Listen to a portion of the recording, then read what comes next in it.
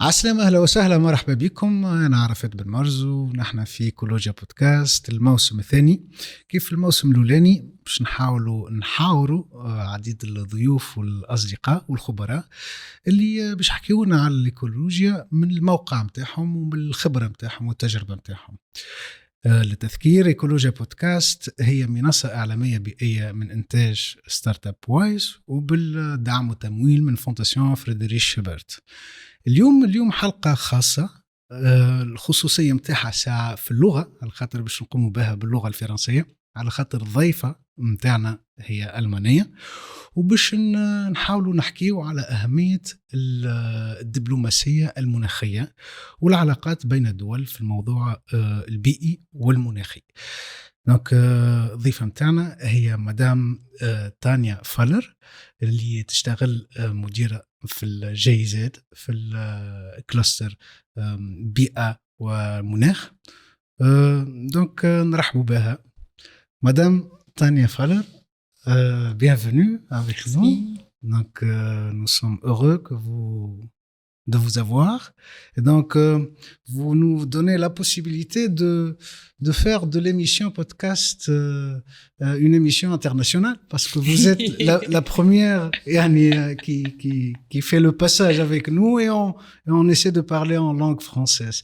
Donc madame Tania, on va essayer d'aborder avec vous la dimension importante du climat dans les coopérations entre les pays, la coopération internationale, et le concept, entre autres, de la diplomatie climatique comme un concept émergent, parce que c'est assez nouveau qu'on parle de diplomatie climatique, outre les concepts classiques de la diplomatie normale.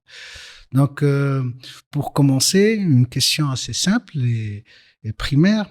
Qu'entend-on par diplomatie climatique? Ça veut dire quoi, la diplomatie climatique? C'est une très bonne question. Et tout d'abord, merci beaucoup. Je suis avec grand honneur que je suis la première internationale, et je m'excuse de parler en français, mais je crois que c'est encore mieux qu'allemand, non? Alors, on reste avec la langue de communication, les Français, tout en respectant le fait que c'est extraordinaire de le faire aussi en tunisien.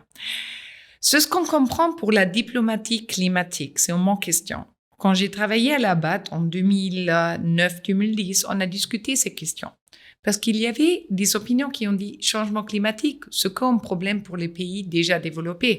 Parce qu'à nous, c'est pas notre problème. Notre problème, c'est d'avoir d'accès à l'électricité, d'avoir accès à l'énergie, d'avoir assuré que chaque personne peut avoir de l'eau dans sa maison, tout ça, mais pas la gestion et l'adaptation du changement climatique, ou en effet de le mitiguer.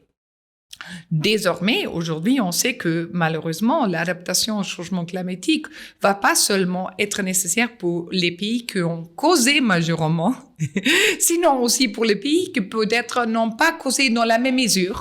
Parce que je crois que tous les domaines, on a une petite part de causer le changement climatique, mais c'est justement là où il faut négocier.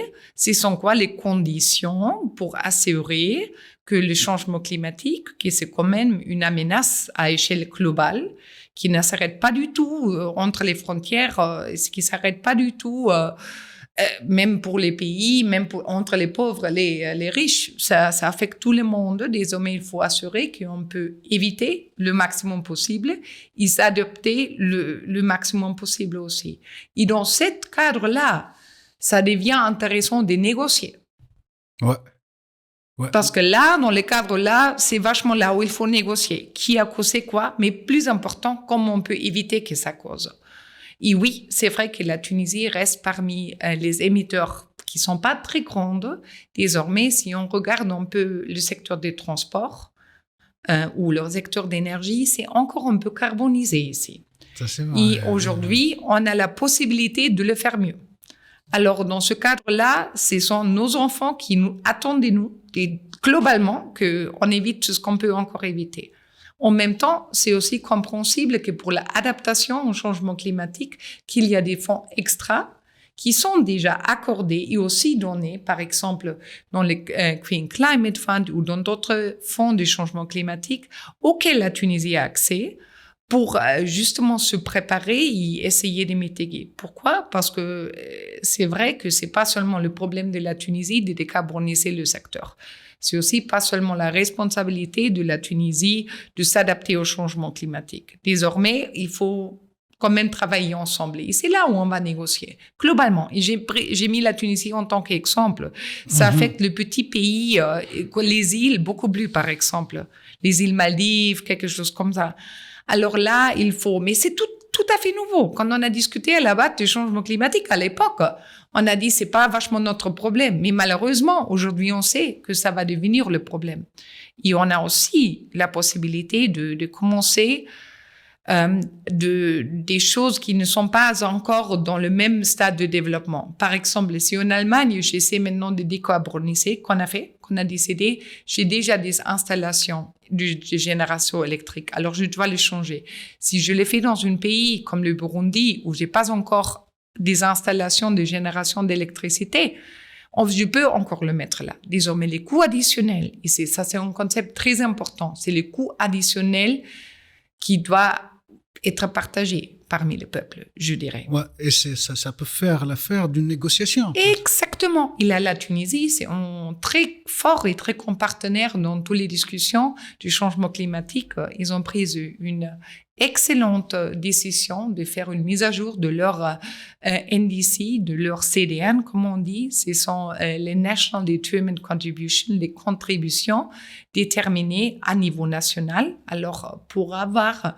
Comme discuté dans les négociations climatiques, chaque pays a dit moi je peux mettre ça, moi je peux mettre ça. Et la Tunisie a vachement bien pris sa responsabilité. Maintenant, le problème c'est la mise en œuvre. La mise en œuvre, ouais. Et de voir comment on les fait. Désormais, je crois que vous êtes dans un très bon chemin du côté de diplomatie du changement climatique. La mise en œuvre, là, on va encore travailler ensemble. Ouais, il faut accélérer. Tout le monde qui passe vers l'embouteillage va savoir ça. Il y a des choix stratégiques, Yani. C'est par rapport au transport, par rapport à l'énergie, par rapport... Absolument. Il y a toute une transition qui passe, Yani. Là, on vient de savoir qu'il y aura une transition écologique, Yani. Une stratégie pour la transition écologique, certes un peu en retard, mais quand même, les choses bougent. Et par rapport à la transition énergétique, il y a beaucoup d'obstacles qui viennent d'être soulevé, je crois. Dernièrement, ils ont accordé l'octroi des licences pour la production de je crois, combien de gigawatts de solaire. Donc, ça commence à bouger. Les concessions, oui. Ouais. Ça commence à bouger, mais je plaque toujours un petit peu. Quand j'ai quitté la Tunisie en 2014, on avait combien de pourcentage d'énergie renouvelable sur le réseau? 4. Combien on a aujourd'hui? 4. Alors, même si ça bouge, je crois qu'on peut encore accélérer. Et je suis sûre et certaine, il faut accélérer. Pourquoi il faut accélérer? Il y a plusieurs raisons. Dans la diplomatie climatique, il y a un concept aussi que les pays qui sont les plus ambitieux et qui font le plus vite vont avoir accès à plus d'argent. Car c'est compétitif déjà. Exactement, c'est compétitif. Et pourquoi c'est compétitif? Parce qu'on souhaite éviter le collapse climatique. Alors je dois travailler avec les pays qui sont ambitieux, même dans la mise en œuvre. Engagés. La Tunisie a fait des bons efforts, mais je crois qu'on peut encore accélérer dans la implémentation et c'est ça qui compte maintenant. D'accord. Ça, il faut. Et on comprend tous les complexités et que le fait que c'est pas facile, désormais, on n'a pas le choix. Ok. Donc, quels sont les axes principaux que la GIZ travaille avec la Tunisie en termes d'appui? En termes d'appui, dans les secteurs d'énergie et climat, on travaille sur l'adaptation au changement climatique avec un projet exactement sur ça, sur travailler dans un forum national d'adaptation du changement climatique qui prend lieu l'année dernière pour la première fois, où tous les acteurs qui travaillent dans l'adaptation, comment je vais m'adapter au fait qu'il y a beaucoup plus de pluie qu'avant. En été, c'est beaucoup plus chaud qu'avant. Tout ça, il faut s'adapter. Ce sont les agriculteurs, mais c'est aussi ceux qui construisent la route pour éviter qu'il y a trop de pluie sur la route. Tout ça, on a eu un forum avec tous les acteurs du secteur privé. En tant que GIZ, on travaille avec notre partenaire national, qui sont notamment le ministère de l'Environnement et le ministère d'énergie et industrie pour le moment. Et on travaille là avec eux dans l'axe d'éviter des émissions, éviter que on est en train d'imiter plus en plus, et aussi de nous adapter au changement climatique. Ces deux concepts sont très importants pour la diplomatie climatique. L'adapter, comment je peux assurer que le fait qu'il va passer, nous, en tant que peuple, on peut s'adapter. Pour vous, c'est la question de l'eau, c'est primordial. Mais aussi, comment je peux éviter dans ma mesure. Et là, pour vous, c'est transport et énergie. Et énergie, je reste trop triste parce que vous avez des extraordinaires ressources éoliennes, des extraordinaires ressources solaires. Et on n'est pas encore là où on pourra être. Et je souhaite que en Tunisie, on peut ensemble accélérer cette transition énergétique pour avoir une future beaucoup plus écologique et pour avoir une future. En plus, ça vous fait du bien. Vous importez plus que 90% de votre énergie, ou bon, des besoins énergétiques, je dirais, des dehors. Alors ça, il faut payer avec les devises. Et ça coûte. Et maintenant, avec la crise qu'on a en Ukraine, les prix ont augmenté. Alors, ça fait du mal à ceux qui paient des impôts, car que ça doit être payé. Désormais, l'énergie solaire et l'énergie éolienne sont votre propre énergie. Ça fait du bien au peuple et ça fait du bien à la balance des devises. Alors, pour moi, c'est une opportunité pour une croissance verte, une relance verte après cette pandémie. Et une source de souveraineté énergétique. Voilà. Absolument. Ça, c'est important, surtout dans ce contexte international assez mouvementé. Mais même l'Allemagne, elle fait face maintenant à des questions, à des changements de stratégie. Absolument. Absolument. Là, c'est clair, c'est un bon exemple de démontrer qu'on ne peut pas toujours penser qu'on peut tout s'emporter. Non. Et en plus, c'est moins cher pour vous. Là, la question, c'est quand même économique pour vous en tant que pays. Désormais, la construction, ça prend du temps. Il y a quand même quelques obstacles qu'il faut attaquer ensemble. Alors là, on est là pour ça. Toujours en partenariat avec mon ministère, car que nous, on travaille dénominé pour nos ministères, notamment notre ministère de développement économique, BIM7, notre ministère d'environnement, BMUV, et d'autres ministères allemands. Est-ce qu'il y a des programmes ou des projets de transfert de technologie, de savoir-faire entre les universités, entre les startups de création et de conception technologique? Tout à fait. Je crois qu'il y a beaucoup des programmes sur ça. Et c'est une des axes que je trouve dans presque tous les projets qu'on est en train d'implémenter. Pour nous, le capacity building, la formation des capacités dans des diverses structures de partenaires, les startups, les universités, on a travaillé extraordinairement avec le ENIT, par exemple, pour la modélisation de vos besoins énergétiques. Qu'est-ce qu'on a fait? On a travaillé avec les étudiants de PhD pour faire le transfert de comment on peut calculer combien d'énergie solaire, combien de ça. Ça, c'est important pour votre réseau, qui pour le moment, c'est de l'énergie stable. Même si ça vient du gaz, c'est de l'énergie stable. Les énergies volatiles, comme par exemple l'éolienne et le solaire, on a besoin de bien les calculer. Et ici, il y a des capacités très fortes, mais on peut encore travailler et en juger sur nos expériences dans notre transition. Je dis toujours, la transition énergétique allemande, c'est une transition énergétique pas tout à fait achevée. On a achevé beaucoup, mais on n'est pas à 100% non plus. J'ai travaillé avec le petit pays comme Costa Rica, qui ont déjà à 100%. Alors là, je crois qu'on peut vous assister et vous pouvez beaucoup apprendre aussi de nos erreurs, pas seulement des faits. Et je souhaite, et je dis ça souvent, que vous prenez votre force, et ça c'est le potentiel extraordinaire que vous avez, que nous on n'a pas. Sincèrement, on a un potentiel, mais c'est pas du tout comparable à celle de la Tunisie pour vos biens. Et je crois qu'il faut toujours le voir dans ce contexte. Parfois, il y a des questions qui se posent de contraintes et de stratégies. Yani, je reprends l'exemple de l'Allemagne. À certains moments, ils ont fait le choix d'arrêter le nucléaire.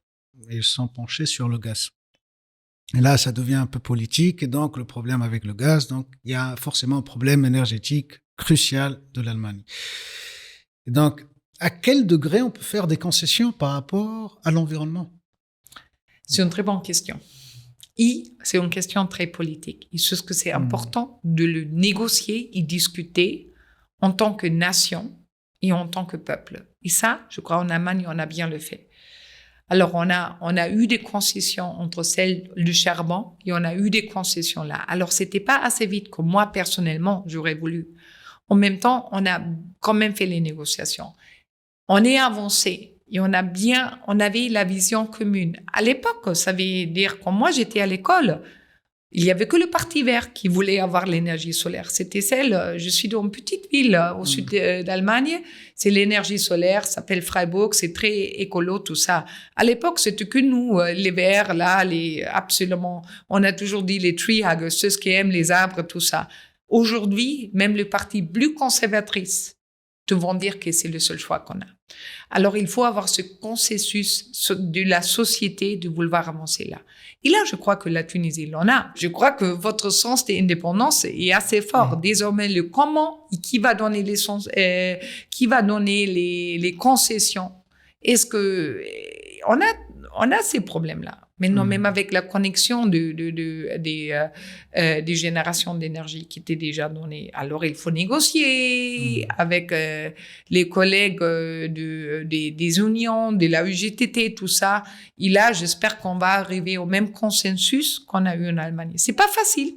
Et bien sûr, c'est pas évident, mais c'est nécessaire pour assurer que vous pouvez avancer dans cet agenda. Et, je répète, le plus ambitieux que vous êtes et le plus vite que vous allez accélérer, le plus de fonds seront disponibles. C'est un peu ça de la diplomatie des climats, parce que c'est compétitif et on essaie de travailler avec les pays qui sont plus ambitieux et qui souhaitent le plus d'avancer sur cet agenda pour avoir un peu le fameux climat club qu'ils ont discuté. Ça veut dire ceux qui essaient de collaborer sur le climat. D'accord. Est-ce que vous êtes optimiste? Pas par rapport à la Tunisie, mais par rapport aux efforts des pays à l'échelle internationale. Bon, je suis optimiste par nature. Désormais, je crois qu'il faut accélérer. Et j'espère que la crise actuelle en Ukraine nous permet de le faire. C'est la première fois que j'écoute. Dès que je suis née, l'Allemagne n'a jamais appelé le niveau 1 de peut-être de peur de n'avoir plus le gaz. Maintenant, on a fait ça. C'est la première fois. Ça veut dire, je crois on sent quand même qu'il faut trouver des autres options. Et dans ce sens-là, j'espère qu'on peut plus avancer, même si la data me dit on n'a pas trop du temps. Et c'est pour ça que j'ai choisi de travailler sur ce domaine-là. Ça, c'est le challenge de mon génération, parce que celle de mes enfants n'aura plus la chance de le faire. Alors, pour le moment, je reste optimiste, mais je travaille dans ce que je travaille parce que je crois que ça vaut la peine, parce que c'est le défi global qu'il faut le résoudre d'une manière équitable, mais aussi d'une manière achevable. On peut plus se cacher entre c'était pas nous qui l'a causé. Oui, peut-être pas, mais c'est vous qui êtes affecté. Et en plus, après, on peut discuter le rôle de l'agriculture. Là, tu vas jamais arriver. La question, c'est comment on peut se mettre d'accord maintenant sur une distribution équitable et sur une option aussi pour y arriver. Et là, vos secteurs d'énergie et vos secteurs de transport ont beaucoup plus. Et en plus, le transport, ça me fait triste toujours. Un petit train électrique, ça va aider aux pauvres plus qu'à n'importe quelle personne. Exactement, les bicyclettes, tout ça, les pistes de bicyclettes. Il y a beaucoup de choses qu'on peut faire qui va bénéficier au peuple. Et ne coûte pas beaucoup d'argent aussi. Exactement. Et le changement mental aussi. L'autre secteur que je venais commencer, c'est le secteur des déchets et la réutilisation. Je dis un peu sur ça parce que c'est quand même j'aime bien expliquer la différence entre l'Allemagne et la Tunisie. Une chose que, avant de quitter la Tunisie, il me reste encore quelques années là, je souhaite bien changer. Si en Allemagne, je sors pour demander quelque chose, il ne m'offre plus le sac plastique. Ici, si je ne dis, je veux pas le sachet, ça va, monsieur, il me dit, mais pourquoi, madame? C'est pour vous, c'est plus propre. Alors, de toute gentillesse, mais la sensibilité que ça cause des problèmes, c'est pas encore là. Et dans ce texte-là, je crois que si on arrive avec ça, avec tous les peuples, on peut aussi pousser les gouvernements et on peut travailler comme une société vers le bien de cette planète. Et ça, c'est ce qu'on fait. Ouais. Dans cet univers international, diplomatique, d'échange, il y a une expertise que je pense elle est très importante et que ça s'apprend, celle de la négociation. On a yani, prononcé le mot négociation plusieurs fois. Yani, qu'en pensez-vous? Parce que là, au niveau international, on sait très bien que les Brésiliens, ils sont top dans la négociation environnementale. Au niveau nord-africain, on a les Marocains qui commencent à se dresser du chemin. Et par rapport à la Tunisie, donc déjà par rapport à l'absolu, la négociation, l'importance du talent de négociateur dans ce genre d'échange. Et par rapport aussi à la Tunisie. Absolument. On a travaillé sur ça. Et je suis tout à fait d'accord. La capacité de négocier, c'est une capacité très importante. Et en tant que G7, on travaille justement pour ça. On a formé des jeunes négociateurs en collaboration avec le ministère de l'Environnement. Pourquoi? Parce que de n'importe quel pays, bon, peut-être pas de n'importe quel, mais en Allemagne, notre délégation, c'est quand même accompagnée par des experts de différents, par exemple, NGO, de différentes associations, que, bon, il y a un consensus lesquels, c'est pas toute petite association qui peut être invitée, mais il y a une sélection compétitive, il y a les experts du secteur financier, d'autres qui vont en accompagner la délégation et en même temps, ça crée des capacités de négocier. Cette année, on a pour la première fois, ensemble avec les collègues du ministère de l'Environnement, travaillé sur une délégation de jeunes négociateurs. C'était compétitif, on a pu s'appliquer. On a choisi, je crois que c'était plus ou moins une vingtaine de jeunes négociateurs, femmes et hommes. On a essayé d'être très bon lancé des différents secteurs, des différents backgrounds, du secteur financier jusqu'au secteur associatif, pour les expertises très spécifiques. Et on a travaillé sur eux, sur plusieurs formations. On a fait ramener le meilleur négociateur dans la diplomatie climatique pour travailler avec eux sur ça. Alors, je crois qu'on essaie très fortement de travailler avec la Tunisie sur la formation de leurs capacités propres. Mais en même temps, je souhaite dire que la Tunisie a déjà des très bonnes capacités.